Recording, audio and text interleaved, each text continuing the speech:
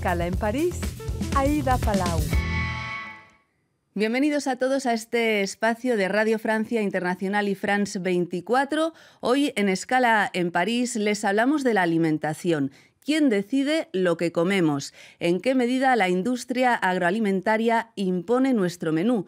¿Qué estrategias utiliza para influir en los poderes públicos? Y para ello recibimos en nuestros estudios al sociólogo Joan Cortinas. Bienvenido, Joan. Gracias, Aida. Bueno, usted es profesor de Sociología en la Universidad de Burdeos, también es investigador en la Cátedra de Salud de Sciences Po de París, que dirige Daniel Benamouzi, con el que ha escrito este libro, Lobbies en el menú, Lobby au menú, en la editorial francesa Raison d'agir, y que lleva como subtítulo Las empresas agroalimentarias contra la salud pública. Toda una declaración de intenciones. Joan, ¿comemos lo que queremos o es el sector agroalimentario el que nos impone el menú? Bueno, un poco de los dos, ¿no? Es decir, cuando uno va a comprar, y todos vamos a comprar o comemos, ¿no? Tenemos la información y, por otro lado, tenemos la oferta disponible, qué tipo de alimentos se pueden comprar. En los dos casos, los lobbies intervienen, pero evidentemente, y por suerte para nosotros, no son los únicos. Hay los poderes públicos que existen y que trabajan, pero los lobbies, y es lo que demuestra este libro, tienen un fuerte peso tanto en fabricar la demanda como en fabricar la oferta, es decir, la información como la oferta de lo que podemos comprar. Más o menos sabemos que el sector agroalimentario influye en las políticas públicas, lo sabe la sociedad, pero en este libro muestran cómo actúan esos lobbies y la magnitud de este fenómeno, explicando diferentes estrategias, ¿no?, que usan. ¿Hay muchos grupos de presión en este sector? Sí, porque es un sector económico muy importante, es el segundo sector en Francia después de las farmacéuticas. Por lo tanto, es un sector con muchas empresas y sobre todo con mucho músculo, es decir, tiene muchos recursos económicos, y con lo cual la cantidad de recursos que pueden promover y, por tanto, de instituciones que pueden movilizar para defender sus intereses son muy variadas. Hemos calculado nosotros alrededor de 600 actores individuales y colectivos que se movilizan para defender los intereses de la industria agroalimentaria solo en Francia. Citan varios ejemplos de cómo la industria se ha organizado para influir, ¿no? Tal vez uno de los momentos en los que la opinión pública francesa se dio cuenta del poder que tienen fue cuando salió aquí en Francia el Nutri-Score, que es ese logo coloreado, ¿no?, que está en los envases de los alimentos y que indica el aporte nutritivo del producto en cuestión. Entonces, vimos que el sector se puso en contra. No querían para nada que digamos, se les pusiera una nota, ¿no?, una letra. ¿Ese fue un momento, usted cree, importante para investigadores, para opinión pública, para darse cuenta de ese poder paralelo que había y que podía influir en las leyes, finalmente? Fue importantísimo, pero bueno, fue, digamos, la parte emergida del iceberg, es decir, eso fue un momento en que se visibiliza, pero lo importante y lo que intentamos demostrar en este libro es que el trabajo de defensa de los intereses del sector agroalimentario es de todos los días, gente que trabaja todos los días sin que se vean justamente, y lo que reclamamos es que tendría que ser mucho más visible.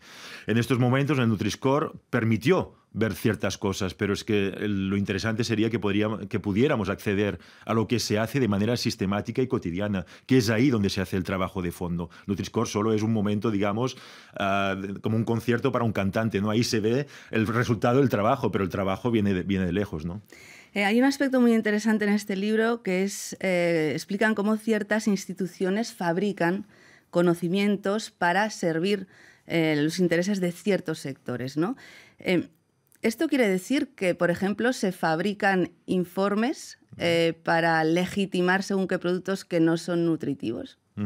Lo que decía antes, ¿no? Tú me preguntabas, ¿comemos lo que queremos? Bueno, por un lado, para poder comer lo que queremos, nos hace falta tener información. Las autoridades públicas necesitan información para decir este producto es más o menos sano.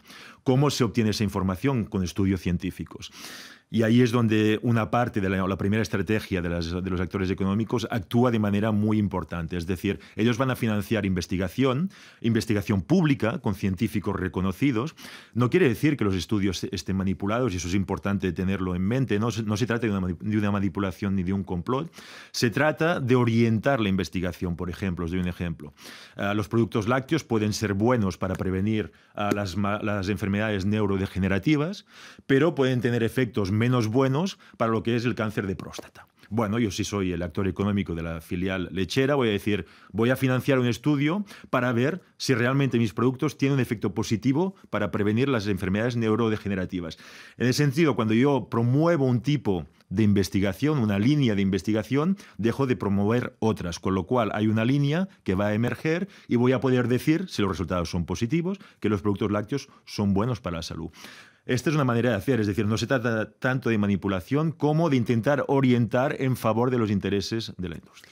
Otro de los aspectos que destacan es que hay una estrategia para desacreditar a través del mecanismo de la duda. Explíquenos en qué consiste. Sí. Cuando hemos perdido la batalla de la ciencia, es decir, cuando hay un consenso científico en la comunidad científica que dice, no, a ver, el alcohol no es bueno para la salud, un vaso de vino no es bueno para la salud todos los días. Cuando he perdido la batalla de la ciencia, lo que voy a hacer es atacar a los científicos. Antes los financiaba, ahora cuando no puedo financiar más, voy a desacreditar. ¿Cómo? Hay dos estrategias muy básicas. Una consiste en decir, vosotros o la gente debe saber que cuando se estudia temas de nutrición no se puede experimentar sobre los humanos, no se puede hacer investigación sobre los seres humanos, cosa que es lógica.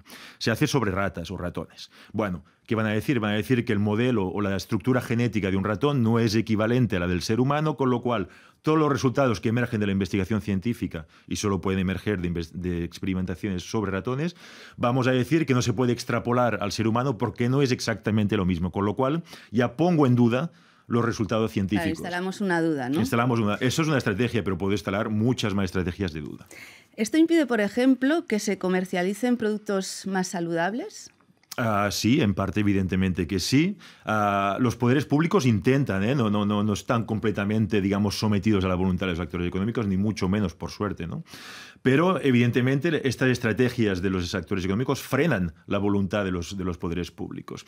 Con lo cual, al final, hay resultados que efectivamente frenan. El Nutri-Score del cual tú hablabas costó muchísimo y una ministra tuvo que comprometer su cargo para forzar que pudiera haber un Nutri-Score, pero estuvieron a punto de ganar que no hubiera un Nutri-Score en los paquetes, ¿no? Y al final es voluntario, no es obligatorio. Con lo cual sí que son capaces de llegar a condicionar lo que comemos. Justamente se aprueban las leyes en la Asamblea Nacional y hay medidas que se han quedado fuera porque la industria agroalimentaria incluso da las enmiendas escritas a los diputados para que bloqueen ciertas iniciativas. Esto también ocurre aparentemente en el Parlamento Europeo. Es muy común esta práctica de entregar. Sí. Usted presente esta enmienda cuando se discuta la ley, ¿no? Sí, es muy común y es interesante entender por qué, ¿eh? Porque no se trata de diputados malhonestos ni que tengan mala fe, ni mucho menos.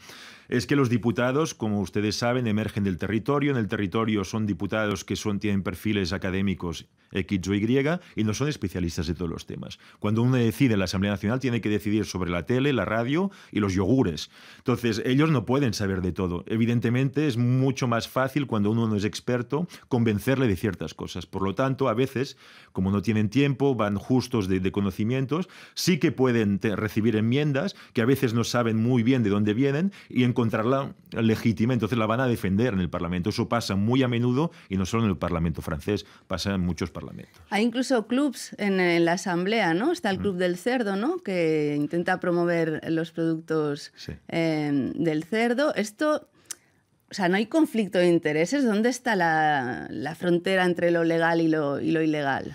Bueno, de momento la frontera está clara, es legal. Es decir, esos clubs son asociaciones financiadas por la industria y animadas por agencias de comunicación, especialistas en la comunicación.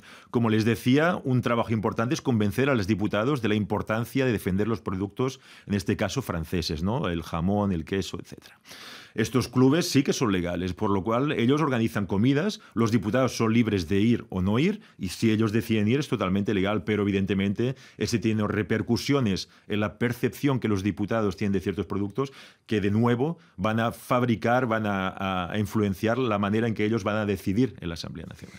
Hace unos meses hubo una sentencia en contra de una aplicación, ¿no? Que justamente lo que hacía era a través del teléfono mirar, ¿no?, en las etiquetas en los envases la calidad de los productos, y ha sido condenada. O sea, los lobbies llegan incluso hasta hacer que la justicia condene este tipo de iniciativas. ¿Es preocupante esto? Sí, es preocupante, pero no porque la justicia esté corrompida, que no lo pienso, sino porque es preocupante porque eso demuestra la fuerza de esos lobbies. Es decir, como yo decía antes, no es tanto que los poderes públicos, los jueces, tengan mala fe, ni mucho menos, sino que el trabajo tan masivo y de fondo que ellos llegan a hacer llega a convencer a las autoridades públicas de buena fe de las razones de los actores económicos. ¿El Estado francés está perdiendo peso en las políticas de salud en favor de los lobbies? Difícil de responder a esa pregunta. En todo caso, el Estado francés, como todos los estados, es una composición de ministerios con intereses distintos.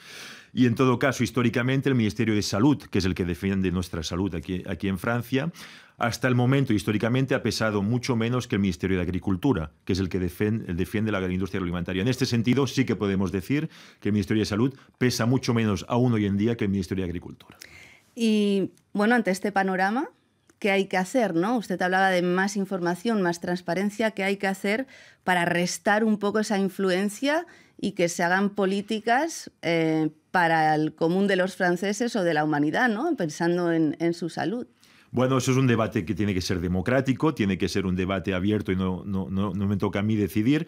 Pero en todo caso, lo que insistiría es que me parece que las prácticas que son muy poco visibles y muy poco transparentes sesgan el debate público, que tiene que ser una decisión democrática basada en conocimiento. Por lo tanto, primero hay que abrir el conocimiento. Tenemos que saber quiénes son los lobbies, cuántos recursos utilizan, quiénes son las personas que trabajan para ellos, y eso hoy en día es muy difícil de saber. Por lo tanto, para empezar, tendríamos que abrir las puertas de los lobbies del agroalimentario y que la gente sepa cómo esta gente trabaja para poder tener un debate honesto, abierto y democrático, y que decidamos cómo tenemos que regular nuestra nutrición. Bueno, y después de haber hecho esta investigación, lobbies en el menú, cuando usted va al supermercado, ¿está mirando la letra pequeña o cómo hace sus compras? Pues la verdad que te voy a decir que antes de empezar esta investigación de 2018 no lo miraba, y evidentemente cuando uno va hablando con nutricionistas y especialistas va con mucho más cuidado, y sí, miro el Nutri-Score, lo utilizo sistemáticamente, la aplicación Yuka también la utilizo, y en definitiva el conocimiento que todos tenemos, un poco de sentido común de lo que hay que comer y lo que hay que evitar no comer muy a menudo. Pues muchísimas gracias, Joan Cortinas, coautor de este libro Lobbies en el menú, por habernos explicado estos entresijos de la industria agroalimentaria. Gracias a vosotros. Y muchísimas gracias a todos ustedes por habernos acompañado. Ya saben que también nos pueden seguir por internet en rfimundo.com y france24.com. Hasta pronto, amigos.